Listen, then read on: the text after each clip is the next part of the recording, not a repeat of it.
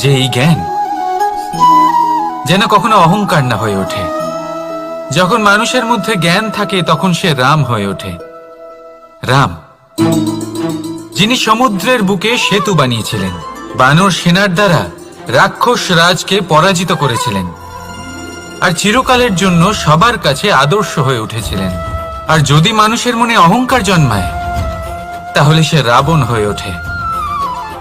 দেশে বিদেশে যতই খ্যাতি থাকুক না কেন সে রাক্ষস হয়ে ওঠে, নিজের সাথে সাথে সমস্ত কুলের বিনাশ করে বসে।